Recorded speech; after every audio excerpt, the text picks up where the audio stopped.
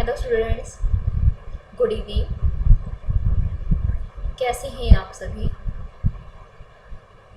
ये वीडियो मैंने business statistics at present में जो स्टूडेंट्स बिजनेस स्टैटिस्टिक्स पढ़ रहे हैं उनके लिए मैंने ये वीडियो बनाया है। बिजनेस स्टैटिस्टिक्स का चैप्टर फर्स्ट का पार्ट 1 मैं करा चुकी हूँ। अब आगे हैं चैप्टर 1 के पार्ट 2 पर। या ये मानकर चलिए कि चैप्टर 2 ही मैं एक तरह से स्टार्ट करा रही हूँ बेटा। इसमें क्या है कि अब तक मैंने आपको पढ़ाया था कि जो स्टैटिस्टिक्स पढ़ते हैं हम, तो उस स्टैटिस्टिक्स को पढ़ने का मोटो क्या होता है, यानी कि हमारा उद्देश्य क्या होता है, हम क्यों पढ़ते हैं स्टैटिस्टिक्स को, ठीक है, सांख्यिकी को क्यों पढ़ते हैं, ये तो हम सभी कर चुके हैं। अब हमारे सामने क्वेश्चन क्या होता है कि हमने ये सीख लिया कि स्टैटिस्टिक्स का हमारे यहाँ रोल क्या है, प्रैक्टिकल लाइफ में सांख्यिकी का उपयोग क्या होता है, ये तो हम सीख चुके हैं, लेकिन उसका उपयोग कैसे होता है, और अगर हमें डेटा चाहिए तो हम डेटा को कलेक्ट कैसे करते हैं, ठीक है। ये सारी बातें आज मैं आपके सामने डिस्कस करूँगी, ठीक। तो सबसे पहले हम चलते हैं बेटा अपने फर्स्ट टॉपिक पे। किस पर? सबसे पहले हम चलते हैं कि डेटा क्या होता है। सबसे पहले तो मैं आपको यही बताना चाहूँगी what is the meaning of data. Okay, data क्या होता है, क्योंकि सबसे पहले आपको डेटा समझना ज़रूरी होता है बेटा। डेटा हम कहते हैं आंकड़े, किसी चीज़ से संबंधित जो फैक्ट होते हैं उनको क्या कहते हैं, डेटा कहते हैं, ठीक है। डेटा जो होता है वो एक सिस्टमैटिकली ऑर्डर में नहीं होता। डेटा जो होता है वो एक सिस्टमैटिक ऑर्डर में नहीं होता। डेटा से हम लोग क्या बनाते हैं, इंफॉर्मेशन बनाते हैं। डेटा को हम किस में कन्वर्ट करते हैं, डेटा को कन्वर्ट किया जाता है इंफॉर्मेशन में। किस में कन्वर्ट करते हैं बेटा, इंफॉर्मेशन में कन्वर्ट करते हैं। फॉर एग्जाम्पल मैं आपसे कहती हूँ कि राम की जो इनकम है, राम की जो इनकम है बेटा वो है 5000 रुपीज़ पर मंथ, ठीक हो गई बात। एक डेटा मेरे पास शाम का भी है, मैं कहती हूँ कि शाम की जो इनकम है वो भी कितनी है, 5000 रुपीज़, ठीक है। उसके बाद राहुल है, राहुल की जो इनकम है वो भी कितनी है, 5000 रुपीज़, ठीक। रोहित है, रोहित की इनकम है 10,000 रुपीज़, उसकी कितनी है बेटा, 10,000 रुपीज़ है, ठीक हो गई बात। तो ये 4 लोगों की इनकम बताई है। तो और अब ये मेरे पास डेटा है, ये क्या है, मेरे पास डेटा है। ये सभी लोग बाय चांस ये सभी लोग कहाँ रहते हैं, एक ही कॉलोनी में रहते हैं, ये सेम कॉलोनी से बिलोंग करते हैं, सेम एरिया से बिलोंग करते हैं। हम ये कह सकते हैं कि सेम एरिया में ये लोग रहते हैं। राम की इनकम 5000 है, श्याम की इनकम 5000 है, राहुल की 5000 है, रोहित की 10,000 है। तो ये तो हमारे पास एक तरह से डेटा हो गया, है ना। हमारे पास में क्या है, डेटा है। डेटा मैंने एक तरह से आप ये मान के चलो हमारे पास में रॉ मटेरियल है। अब हमें इसे क्या कन्वर्ट करना है, इसे हमें इंफॉर्मेशन में कन्वर्ट करना है। तो इंफॉर्मेशन में आप इसको कैसे कन्वर्ट करेंगे, जानकारी में कैसे कन्वर्ट करेंगे, सूचना में कैसे कन्वर्ट करेंगे। हम इससे ये रिजल्ट निकालेंगे कि इस एरिया में, यानी कि इस एरिया में रहने वाले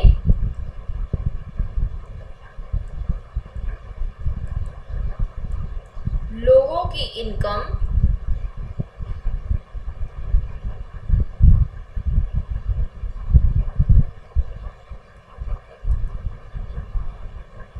एस्टीमेट है कि 5000 से कितने के बीच में है बेटा, कि 5000 से लेकर 10,000 तक के बीच की इनकम है। इसका मतलब क्या हुआ कि इस एरिया में रहने वाले जितने भी लोग हैं उनकी जो इनकम है वो कितनी है, 5000 से लेकर 10,000 तक के बीच की है। आपने इस डेटा के बेस पर क्या किया, आपने इंफॉर्मेशन को इसमें कन्वर्ट किया, इस डेटा के आधार पर आपने एक रिजल्ट निकाला, वही रिजल्ट क्या है, इंफॉर्मेशन है। क्या ये बात आप सभी को क्लियर हो गई है? चलिए अब चलते हैं हम सभी एक दूसरी चीज की तरफ। किस चीज की तरफ? ये मैंने आपको बताया अभी कि डेटा क्या होता है और इंफॉर्मेशन क्या होता है ना। मैंने क्या बताया कि डेटा क्या है और इंफॉर्मेशन क्या है।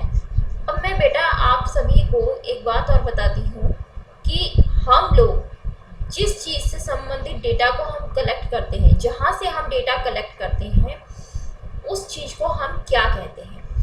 आपने अगर थोड़ा बहुत पढ़ा हो तो आप सब मुझे कोशिश कीजिएगा फाइंड आउट करने की कि आपने जो चीज़ जहाँ से आप इंफॉर्मेशन लेना चाहते हैं, जिस पे आप स्टडी करना चाहते हैं, तो उसको क्या कहते हैं। फॉर एग्जाम्पल मानकर चलिए कि एक स्कूल है,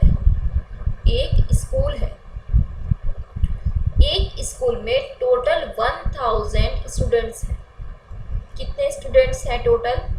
1000 स्टूडेंट्स हैं एक स्कूल में, ठीक। अब हम ये पता करना चाहते हैं कि इन 1000 स्टूडेंट्स की 1000 स्टूडेंट्स, मैं आपसे कहती हूँ कि जो 1000 स्टूडेंट्स हैं स्कूल में, ये स्टूडेंट्स वो हैं जो 6th क्लास से लेकर और 12th क्लास तक हैं, यानी कि क्लास 6th से क्लास 12 तक के स्टूडेंट हैं। ठीक हो गई बात? यानी कि 6 क्लास से 12th क्लास तक के जो स्टूडेंट्स हैं उनकी संख्या कितनी है? 1000 है। अब मैं ये पता करना चाहती हूँ कि ये जो 6 क्लास से 12th क्लास तक के स्टूडेंट्स हैं, इनकी अप्रॉक्सीमेटली हाइट कितनी है? अप्रॉक्स इनकी हाइट कितनी है? ठीक हो गई बात? मैं ये क्या करना चाहती हूँ, ये मैं पता करना चाहती हूँ, इस चीज़ को मैं फाइंड आउट करना चाहती हूँ। बात समझ में आ गई? तो मैं इन सभी स्टूडेंट्स पे, यानी कि मुझे किसके बारे में पता करना है? इन सभी स्टूडेंट्स के बारे में पता करना है। तो ये जिनके बारे में मैं स्टडी करना चाहती हूँ, ये कहलाता है यूनिवर्स। क्या कहलाता है? यूनिवर्स। या फिर इसे हम पॉपुलेशन भी कहते हैं। इसे हम क्या कहते हैं? पॉपुलेशन भी कहते हैं। हम जिस एरिया में या फिर जिस चीज़ पे हम स्टडी करना चाहते हैं, उनकी जितनी संख्या होती है, उन्हें क्या कहा जाता है? यूनिवर्स कहा जाता है। मान लीजिए कि मैं जो स्टडी करना चाहती हूँ वो एक पर्टिकुलर कॉलोनी में करना चाहती हूँ, तो उस कॉलोनी में रहने वाले जितने भी लोग हैं, उन सभी को मिलाकर वो क्या बन जाएगा? यूनिवर्स बन जाएगा। क्या बन जाएगा? यूनिवर्स, यानी कि पॉपुलेशन उसको हम कहेंगे। ठीक है। अब बात क्या आती है कि ये जो यूनिवर्स होते हैं बेटा, इन यूनिवर्स को 2 पार्ट्स में डिवाइड किया गया है। यानी कि ये जो यूनिवर्स क्लियर हो गया आप सभी को? यूनिवर्स क्या होता है? यूनिवर्स को हिंदी में हम कहते हैं समग्र। समग्र कहते हैं। क्या कहते हैं इसको? समग्र कहते हैं। ये वो एरिया होता है जिस पे आप क्या करना चाहते हैं? जानकारी आप जिसके बारे में लेना चाहते हैं, जहाँ पे आप अनुसंधान, यानी कि जहाँ पे आप रिसर्च करना चाहते हैं। ठीक हो गई बात? अब उसके बारे में हम कहते हैं कि इसकी 2 कैटेगरी हैं। ये जो यूनिवर्स होता है बेटा, यूनिवर्स, इसे 2 कैटेगरी में बांटा गया।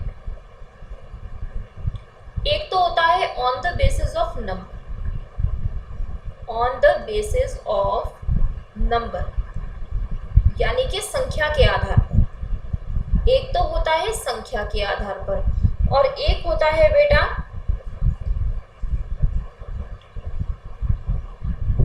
On the basis of existence. On the basis of existence मतलब अस्तित्व के आधार पर। यूनिवर्स यानी कि जो समग्र होता है उसको 2 भाग में बांटा गया है। किसमें? On the basis of number, संख्या के आधार पर, और दूसरा क्या है? On the basis of existence, यानी कि अस्तित्व के आधार पर। तो बेटा जो बात कर रहे हैं हम नंबर के बेसिस पर, यानी कि संख्या के आधार पर अगर हम बात करें तो संख्या के आधार पर इसको दो भाग में बांटा गया संख्या के आधार पर, यानी कि नंबर के बेस पर इसको दो भाग में बांटा गया। एक होता है फाइनाइट पॉपुलेशन, फाइनाइट पॉपुलेशन, और एक होता है इनफाइनाइट पॉपुलेशन,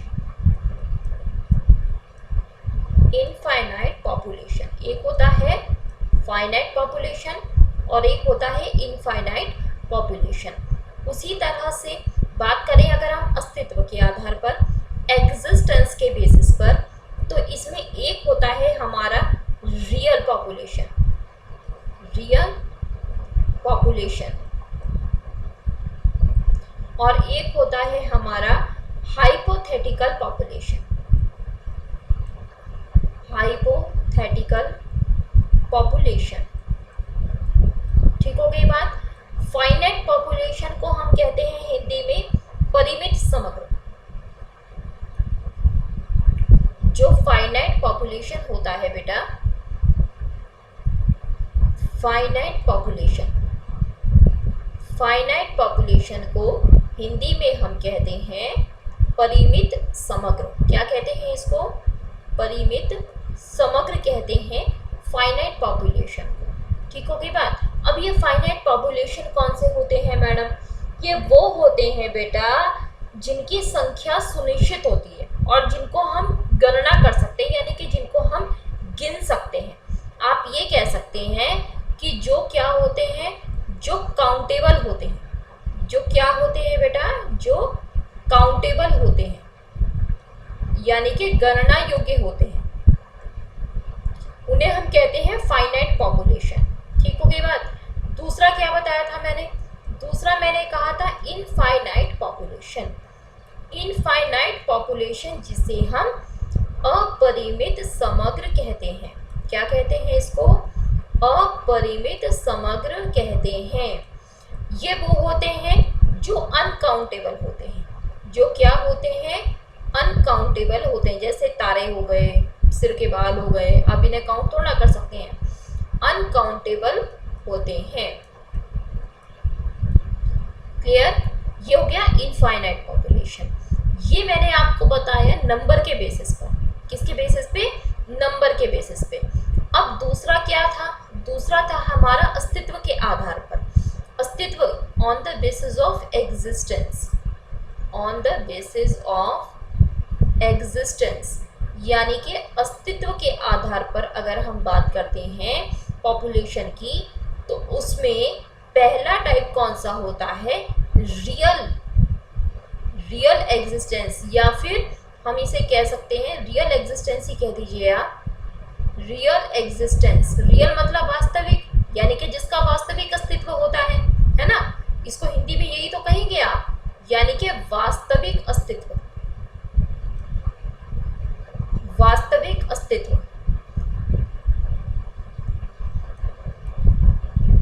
ठीक है। वास्तविक अस्तित्व का मतलब क्या हुआ कि वो सभी इकाइयां, वो सभी यूनिट्स जो कॉन्क्रीट ऑब्जेक्ट्स होती हैं, यानी कि जो दिखाई देती हैं, जैसे इसे हम ये कह सकते हैं जो वास्तव में होती है, जो वास्तव में होती हैं।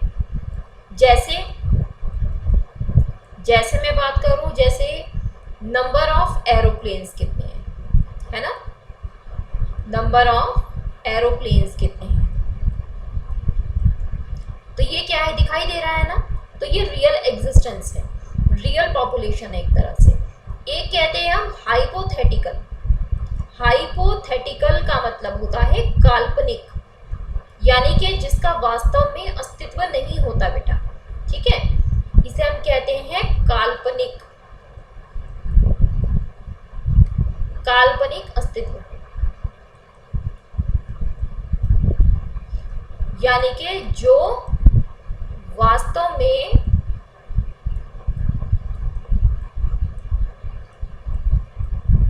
नहीं होते हैं। ठीक है, वास्तव में नहीं होते हैं। जैसे आपने कोई कॉइन को उछाला, जैसे कॉइन उछाला। अब कॉइन जो उछालते हैं आप, तो उस कॉइन को उछालने पर या तो हेड आएगा या टेल आएगा, है ना, हेड या फिर टेल, हेड या फिर टेल आने की संख्या, हेड या फिर टेल आने की संख्या। आपको ये नहीं पता ना कि हेड कितनी बार आएगा। मान लीजिए अगर आपने एक कॉइन को 6 बार उछाला, तो आप उसमें ये तो नहीं बता सकते ना, आप ये श्योर नहीं है कि कितनी बार उसे उछालने पर हेड आएगा और टेल आएगा। यानी कि हो सकता है कि हर बार हेड आए, या फिर हो सकता है कि हर बार टेल आए, या फिर हो सकता है कि हर बार क्या एक बार हेड आए एक बार टेल आए। क्लियर? तो ये क्या है बेटा, एक तरह से ये हाइपोथेटिकल है। ठीक हो गई बात? अब एक टर्म होता है बेटा सैंपल, एक टर्म होता है सैंपल। ये मैं आपको क्यों समझा रही हूँ, ये बेटा मैं आपको इसलिए समझा रही हूँ क्योंकि जब हम डेटा को कलेक्ट करने जाते हैं ना, तो सबसे पहले तो हम ये देखते हैं कि हमें डेटा कहाँ से कलेक्ट करना है। कोई भी डेटा, कोई भी आंकड़े अगर हमें इकट्ठे करने हैं तो वो हमें कहाँ से करने हैं। तो हमें जाहिर सी बात है कि हम एक पर्टिकुलर एरिया हमें दिया जाता है। ठीक है, फॉर एग्जाम्पल मैं आपको बताऊं, जैसे जनगणना वाले होते हैं, तो जनगणना वालों को क्या करते हैं, जितने भी लोग होते हैं, तो क्या सबको ये कहा रहता है कि नहीं आप हर जगह से जनगणना करके लाओ? ऐसा तो नहीं, पॉसिबल नहीं है ना। हर किसी व्यक्ति को अलग अलग एरिया दे दिया जाता है कि आप इस एरिया में जाएंगे और आप इस एरिया में जाएंगे। तो उनके लिए वो जो एरिया होता है, जैसे मान लो मैं हूँ, मुझे जो एरिया दिया गया है, मेरे लिए वो एरिया यूनिवर्स कहलाएगा। क्या कहलाएगा? यूनिवर्स कहलाएगा। वो मैंने आपको बताया कि यूनिवर्स को 2 भाग में बांटा गया है। किन 2 आधारों पे? पहला क्या था, संख्या के आधार पे, और दूसरा क्या था, अस्तित्व के आधार पर। अब मैंने बात क्या कही है आपसे कि एक टर्म होता है सैंपल।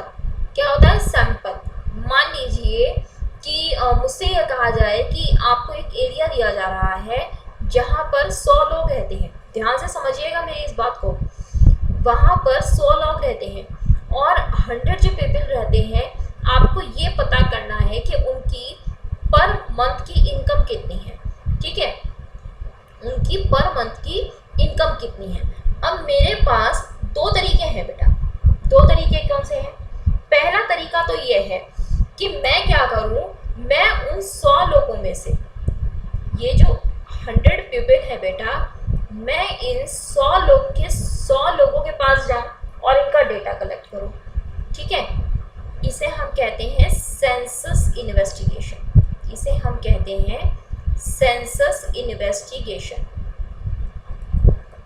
कि मैं 100 के 100 लोगों के पास जाऊं और हर व्यक्ति से जाकर पूछूं कि उसकी पर मंथ की इनकम कितनी है, उसकी पर मंथ की जो इनकम है वो कितनी है।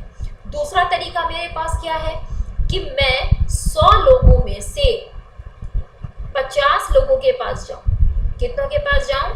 50 लोगों के पास जाऊं और उनसे पूछूं कि उनकी पर मंथ की इनकम कितनी है। ठीक है, इसे हम कहेंगे सैम्पलिंग। क्या कहेंगे इसको? हम सैम्पलिंग कहेंगे। इसे हम सैंपल कहते हैं कि हमने क्या किया, हमने इस यूनिवर्स में से, ये पूरा क्या है, ये पूरा है यूनिवर्स, ये पूरा था यूनिवर्स। मैंने क्या किया, इसमें से ये क्या ले लिए, सैंपल।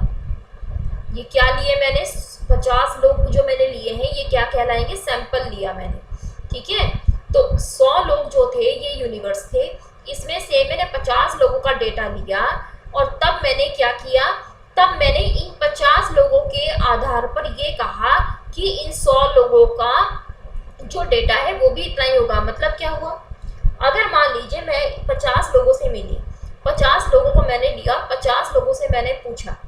ठीक है, तो 50 लोगों का जो रिजल्ट आया था, जो उनका आंसर था, उनका आंसर था कि उनकी जो पर मंथ की इनकम है 10,000 रुपये से लेकर 50,000 रुपये तक है। ठीक है, यानी कि कुछ व्यक्ति ऐसे हैं, यानी कि 10,000 से नीचे किसी की नहीं है और 50,000 से ऊपर किसी की नहीं है।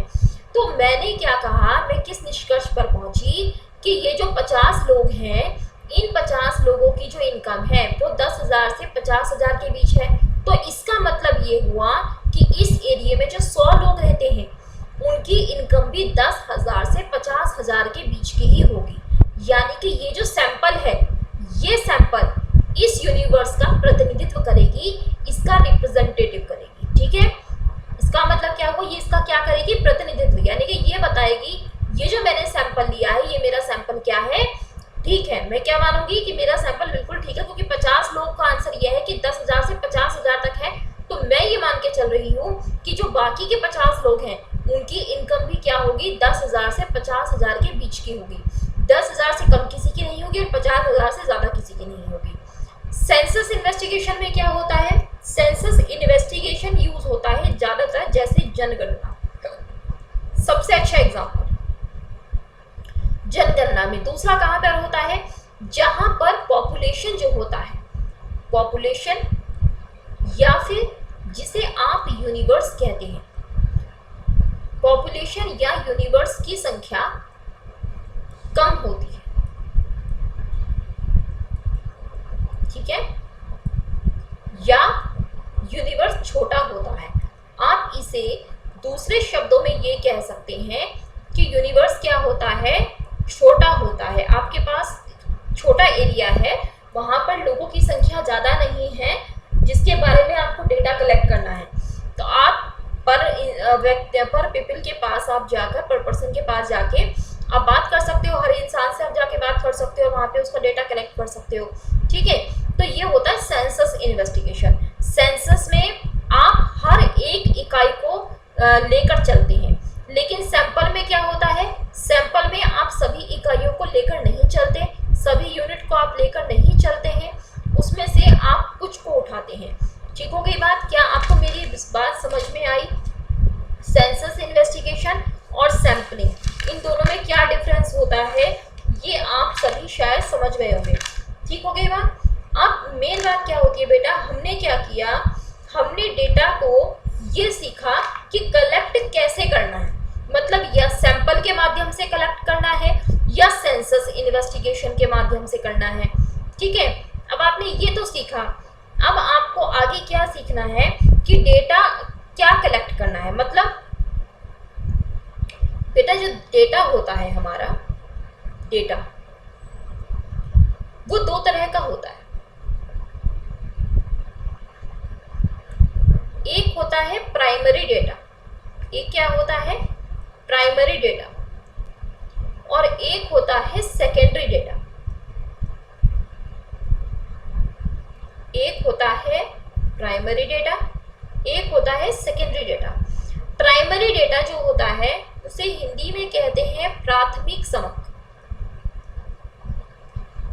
प्राथमिक समक कहते हैं। और जो सेकेंडरी डेटा होता है उसे हिंदी में हम कहते हैं द्वितीयक समक या द्वितीयक समक। ठीक है, उसे हम कहते हैं द्वितीयक समक। तो प्राइमरी समक, प्राइमरी डेटा यानी कि प्राथमिक समक की अगर हम बात करें तो बेटा ये वो होता है जो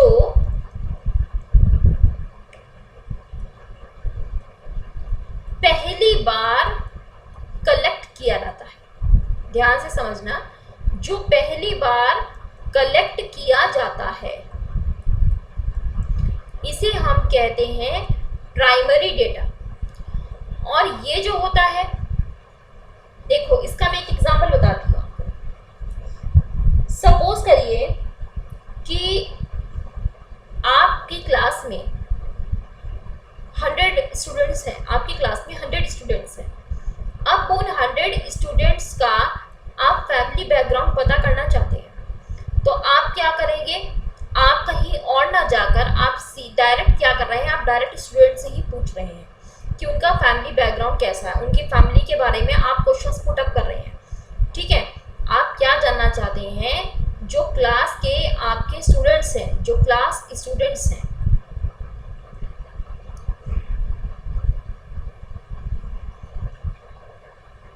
या ये कह दो कि उनकी फैमिली की इनकम जानना चाहते हैं। फॉर एग्जाम्पल उनकी फैमिली की आप इनकम जानना चाहते हैं,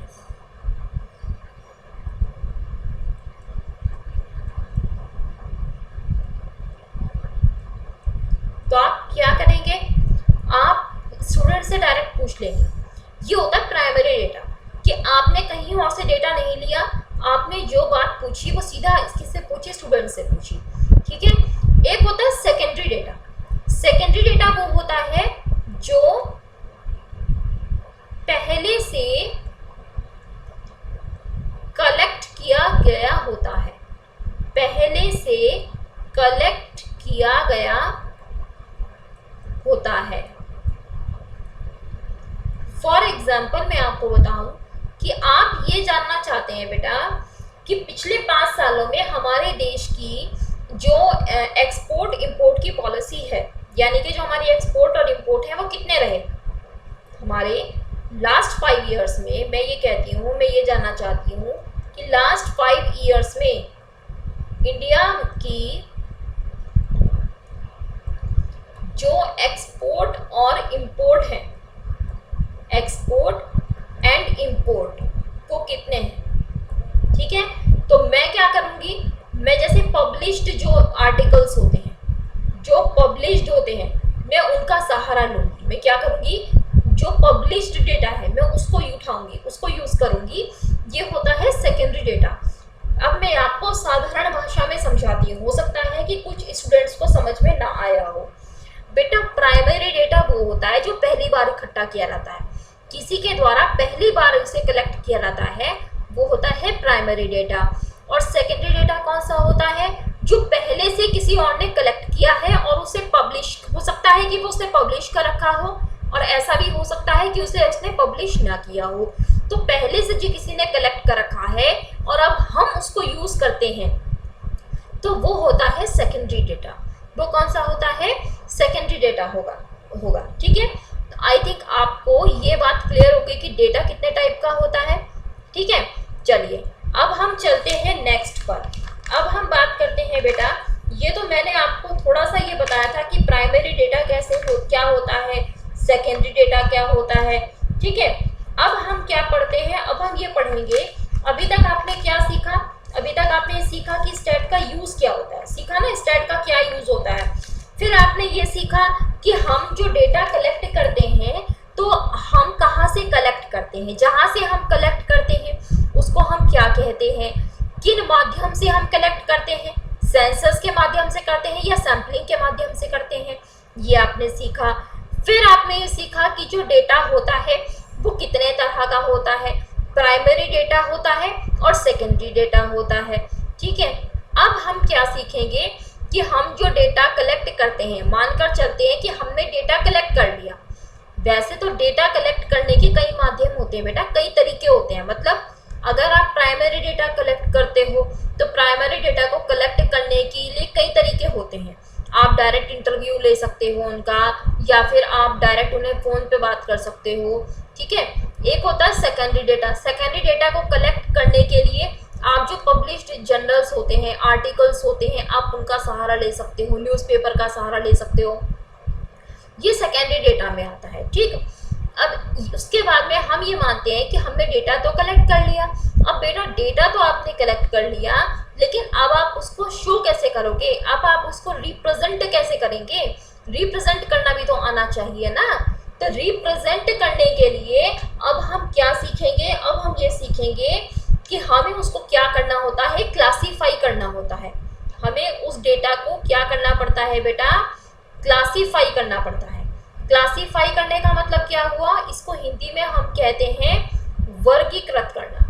क्या कहते हैं इसको, वर्गीकरण कहते हैं, वर्गीकृत करना कहते हैं, ठीक है बेटा। क्लासीफाई मतलब क्या हुआ, सपोज करिए हमने कुछ लोगों की इनकम ली, इनकम, हमने कुछ लोगों के एक्सपेंस लिए, हमने कुछ लोगों की एज ली, ठीक है। तो अब हम क्या करेंगे, हम उनको अलग अलग ग्रुप में बांटेंगे। जो एज वाला है हम उसको एज में रखेंगे, जिसका हमने एक्सपेंस लिया उसको हम एक्सपेंस वाले में रखेंगे, जिसकी हमने इनकम ली उसको हम इनकम ग्रुप लिखेंगे।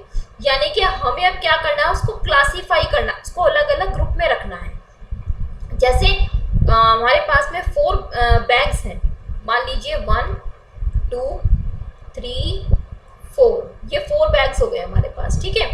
ये हमारे पास में बैग्स हैं बेटा, इसे ऐसे समझिए आप, ये बैग्स हैं। हमारे पास में कुछ बॉल्स हैं, जैसे रेड है, ब्लू है, ग्रीन है, पिंक है, ठीक। हमारे पास में 4 कलर की बॉल्स हैं। तो अब हम क्या करेंगे, हम ये कहते हैं कि जो रेड बॉल्स हैं, हम रेड वाले एक बैग में रेड बॉल्स रख देंगे, एक बैग में ब्लू बॉल रख देंगे, एक बैग में ग्रीन बॉल रख देंगे, एक बैग में पिंक बॉल रख देंगे।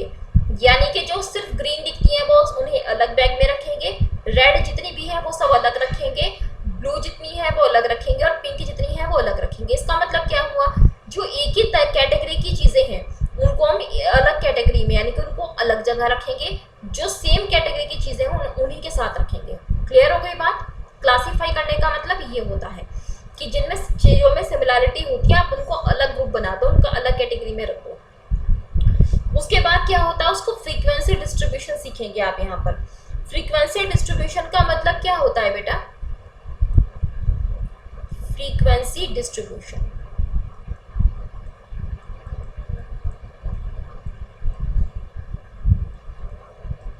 फ्रीक्वेंसी डिस्ट्रीब्यूशन को हिंदी में हम कहते हैं आवृत्ति वितरण। आवृत्ति वितरण, फ्रीक्वेंसी डिस्ट्रीब्यूशन, ठीक है। इसका मतलब क्या होता है बेटा फ्रीक्वेंसी डिस्ट्रीब्यूशन का, सपोज करिए कि मानकर चलिए कि एक फैक्ट्री है, सपोज करिए एक फैक्ट्री है, ठीक है। एक फैक्ट्री में 100 मजदूर हैं, मजदूर हैं यानी कि लेबर है, ठीक है। 100 मजदूर हैं और उन्हें जो हम मजदूरी देते हैं तो मजदूरी मिनिमम जो मजदूरी है वो 100 रुपये है और जो मैक्सिमम मजदूरी है वो 200 रुपये है। ठीक हो गई बात। मैंने कहा मिनिमम इतनी है, मैक्सिमम इतनी है। ऐसे भी बहुत से मजदूर हैं जिन्हें 100 से ज़्यादा मिलती है लेकिन 200 से कम मिलती है। ठीक हो गई बात। किसी को 100, किसी को 200, 110, किसी को 130, किसी को 140, इस तरह से मिलती है। तो अब मैं इसका अगर एक एग्जांपल आपको ये बताऊं, यहाँ पर मैंने कहा ये तो हो गए लेबर,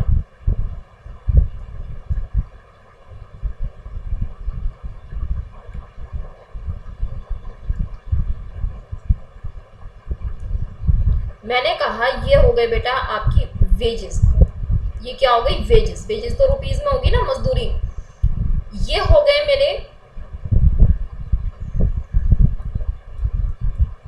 नंबर ऑफ लेबर। ठीक, वेजेस में कहती हूं कि कुछ लोग तो ऐसे हैं जिन्हें मिलती है 110 रुपये, कुछ ऐसे जिन्हें 130, कुछ 150, कुछ 170, ठीक, कुछ 200। क्लियर हो गई इतनी बात, आपको समझ में आ रही है। वेजेस मैंने कहा कि जो मजदूरी दी जाती है फैक्ट्री में वो 100 रुपये से लेकर 200 रुपये तक की दी जाती है। ठीक, मिनिमम 100 रुपये है, मैक्सिमम 200 रुपये है। 100 से कम किसी को नहीं दिया जाएगा, 200 से ज़्यादा किसी को नहीं दिया जाएगा। तो ये मजदूरी हो गई। अब जो लेबर है उसमें मान लीजिए सपोज करिए जो मजदूर है, मजदूर मैंने बताया था कि 100 मजदूर है ना, फैक्ट्री में मजदूरी 100 है। तो मैंने कहा कि 20 तो ऐसे हैं जिन्हें 110 मिलती है, उसके बाद में 25 ऐसे हैं जिन्हें 130 मिलती है, उसके बाद 20 ऐसे हैं जिन्हें 150 मिलती है, उसके बाद 10 ऐसे हैं जिन्हें 170 मिलती है। ठीक है, कितना हो गया ये, और उसके बाद में 25 ऐसे हैं जिन्हें 200 मिलती है। इतनी बात क्लियर हो गई। ये टोटल कितने हो गए 100। ठीक है, इसका मतलब क्या हुआ, इसका मतलब ये है बेटा, इसे हम कहेंगे एफ, इसे हम क्या कहेंगे एफ कहेंगे। क्यों कहेंगे एफ, 110 मजदूरी, 110 रुपए की मजदूरी पाने वाले कितने लेबर है 20, 130 रुपए की मजदूरी पाने वाले कितने लेबर है 25, 150 रुपए की मजदूरी पाने वाले 20 लेबर हैं, 170 रुपए मजदूरी पाने वाले 10 लेबर हैं, 200 रुपए मजदूरी पाने वाले 25 लेबर हैं। तो टोटल कितने हो गए ये 100। आपको ये बात क्लियर हो गई। तो इसे हम कहते हैं फ्रीक्वेंसी, यानी कि बारंबारता। इसे क्या कहते हैं, फ्रीक्वेंसी डिस्ट्रीब्यूशन कहते हैं, बारंबारता कहते हैं, यानी कि एक चीज कितनी बार रिपीट हो रही है। Is that clear. उसके बाद में हम कहते हैं स्टैटिस्टिकल सीरीज की अगर हम बात करते हैं,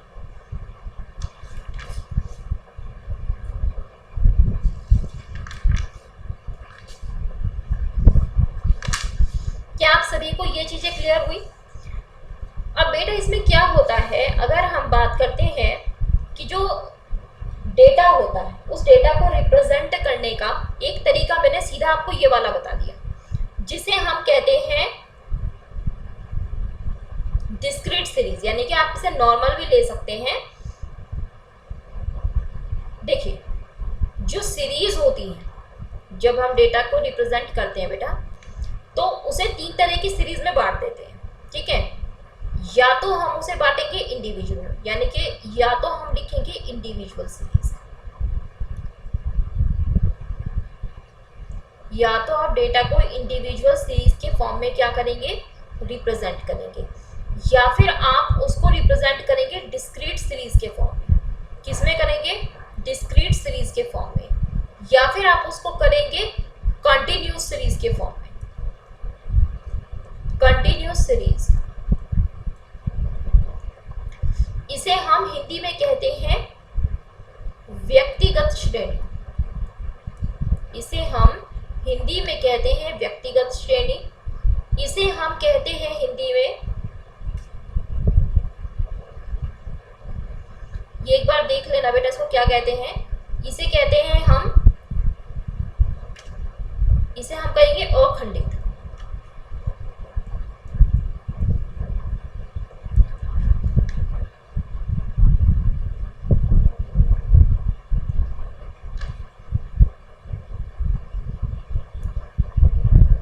सॉरी बेटा, इसे कहेंगे खंडित श्रेणी, और इसे हम कहेंगे अखंडित श्रेणी, ठीक है। अखंडित श्रेणी कहेंगे। बात समझ में आ गई? इसे हम कहेंगे व्यक्तिगत श्रेणी, इसे हम कहते हैं खंडित श्रेणी, इसे हम कहते हैं अखंडित श्रेणी। Individual series, discrete series, continuous series. इतना पॉइंट्स क्लियर हुए? सीरीज को 3 भागों में बांटा गया है। जब हम डेटा को रिप्रेजेंट करते हैं बेटा, यानी कि कोई भी डेटा होता है, तो उस डेटा को अगर हम नंबर फॉर्म में लिखते हैं, नंबर फॉर्म में, यानी कि अगर उसको नंबर्स में शो करते हैं, तो उसे हम 3 सीरीज में बांट सकते हैं। या तो इंडिविजुअल सीरीज में लिख सकते हैं, या डिस्क्रीट सीरीज के रूप में लिख सकते हैं, या कंटिन्यूअस सीरीज में लिख सकते हैं। ये तो होते हैं नंबर फॉर्म में कि आप नंबर के रूप में आप उन्हें लिखना चाहते हैं। एक होता है ग्राफिकल फॉर्म में कि आप उनको ग्राफ में शो करना चाहते हैं, ठीक है। ये आपने पहले पढ़ा होगा। या तो आप उनको क्या कर सकते हैं, ग्राफ्स के रूप में शो कर सकते हैं, ग्राफिकल फॉर्म में आप उसको शो कर सकते हैं। तो हम यहाँ पर किसकी बात कर रहे हैं? सीरीज की बात कर रहे हैं, ठीक है। तो सीरीज में मैंने क्या क्या बताया? Individual series, discrete series, continuous series. Clear? तो आज आप इतना ही रखिए, क्योंकि फिर मैं आपको और कराऊंगी तो फिर ज़्यादा हो जाएगा, ठीक है। तो आज पहले आप इतना ही रखिए, इतना ही समझिए। कल मैं आप सबको बताती हूँ कि जो इंडिविजुअल सीरीज होती है वो कैसे होती है, डिस्क्रीट कैसी होती है, कंटिन्यूअस सीरीज किस तरह की होती है। Is that clear? तो स्टूडेंट्स, आप सब थोड़ा सेल्फ स्टडी भी कीजिएगा, और साथ में जो मैं समझा रही हूँ उसको भी समझने की कोशिश कीजिएगा, ओके। कोशिश कीजिएगा समझने की, और जो कोई प्रॉब्लम आपको दिखाई देती है, कोई प्रॉब्लम अराइज होती है, समझ में नहीं आ रहा है कोई पॉइंट, तो आप उसको कमेंट बॉक्स में लिख सकते हैं। क्लियर? तो स्टूडेंट्स, गुड डे। और एक बात और आप सबसे मैं कहना चाहूँगी, आप सब जितना हो सके इस वीडियो को लाइक, शेयर, सब्सक्राइब ज़रूर करिए। जितना मैक्सिमम आप शेयर कर सकते हैं उतना मैक्सिमम आप इस वीडियो को शेयर कीजिए, क्योंकि बेटा ऐसे बहुत से स्टूडेंट्स हैं जिन्हें प्रॉपर एजुकेशन नहीं मिल पाती है, या उन्हें प्रॉपर कहीं पे कोचिंग नहीं मिल पाती है। तो अगर मैं उनकी कुछ हेल्प कर सकती हूँ तो मैं अपने आप को बहुत लकी समझूंगी, ओके। तो प्लीज़ आप मेरे इस वीडियो को लाइक, शेयर कीजिए, ओके। और बेल आइकन के बटन को प्रेस ज़रूर कर दीजिएगा, ताकि आपको अपकमिंग वीडियोस की नोटिफिकेशन टाइम पर मिल सके। और अगर कोई प्रॉब्लम आपको लगती है तो आप मुझे कमेंट बॉक्स में ज़रूर लिखकर बताइएगा। Okay students, good bye, thank you.